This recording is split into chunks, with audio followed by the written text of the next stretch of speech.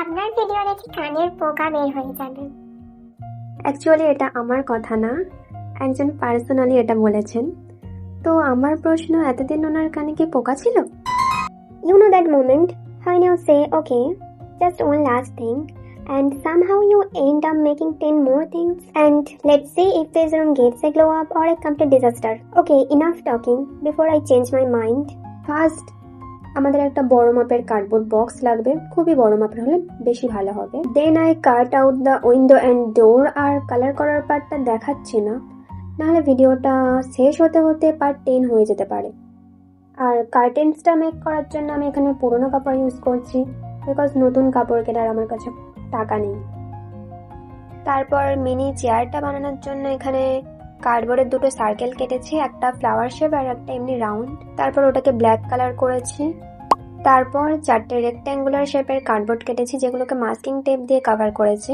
এগুলো পা হিসেবে লাগাবো। দেন ওটাকে ভালো করে অ্যাটাচ করে দেবো, দিলে এটা কমপ্লিট হয়ে যাবে।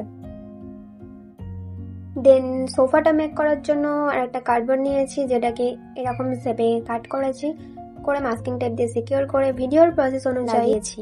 ভিডিওতে যেমন দেখা যাচ্ছে এরকম এরকম করে আঠা দিয়ে লাগিয়ে দিয়েছি। দেন একটা ফোম শিট নিয়েছি, যেটাকে কার্ডবোর্ডের সঙ্গে লাগিয়েছি, আর কার্ডবোর্ডটাই ছোট ছোট ছিদ্র করে দিয়েছি, যাতে ওই সুতোর যে ডিজাইনটা হয় না ওটা করা যাবে। এটাকে কি বলে যেন, ম্যাট্রেস টাইপ কিছু একটা বলে, ওটাই বানাচ্ছি এটা।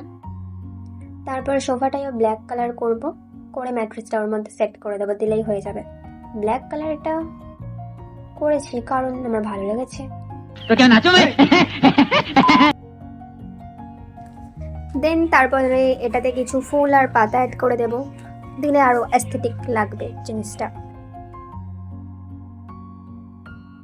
দেন আরো কিছু ছোট সাইজের কার্ডবোর্ড নিয়েছি, যেগুলোতে বিভিন্ন আর্ট করব, করে এগুলো দেয়ালে লাগাবো, যাতে ফাঁকা দেয়ালটা একটু অ্যাস্থেটিক টাইপের লাগে আর কি। অ্যাস্থেটিকের হবে কিনা সন্দেহ আছে। পেন্টিং খারাপ হলে সমস্যা নেই, কারণ যাকে দেবো সে তো বুঝবে না কোনটা খারাপ আর কোনটা ভালো হয়েছে।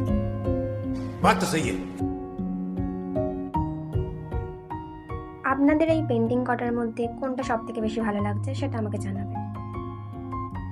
শুরুতেই বললাম না যে somehow you end up making 10 more things, ওটা সত্যিই আসলে। কারণ এখানে আমি আরও একটা ল্যাম্প বানাচ্ছি, কারণ পিন্টারেস্ট থেকে এটা দেখেই মনে হলো এটা বানানো উচিত। একটা আইসক্রিমের স্টিক নিয়ে এটাকে একটা লাইট বানাবো, কারণ ঘরে প্রচুর প্রচুর আলোর দরকার পড়ে, তো এটাকে এরকম কালার টালার করে বানিয়েছি।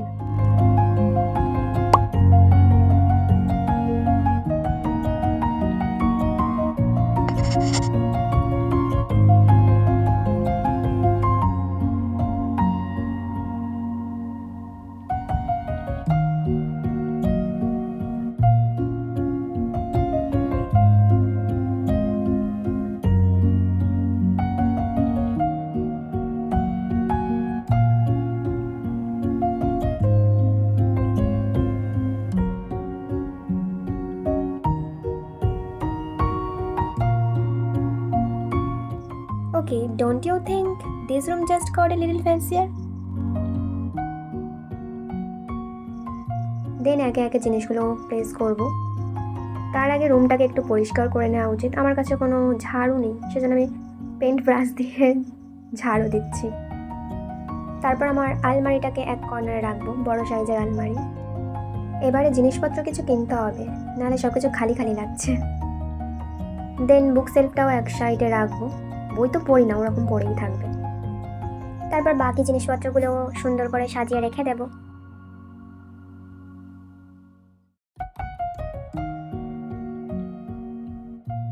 POV, cardboard is living better life than me.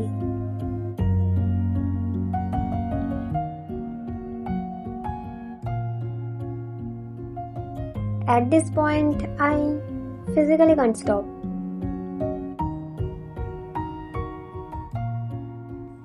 রুমটা একটু বেশিই ছোট হয়ে গিয়েছে, কারণ আমি সোফাটা রাখার জায়গা পাইনি, শেষে এদিকে রাখতে হলো।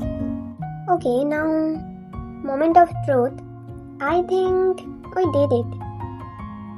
From a few cardboard boxes to this tiny cozy bedroom.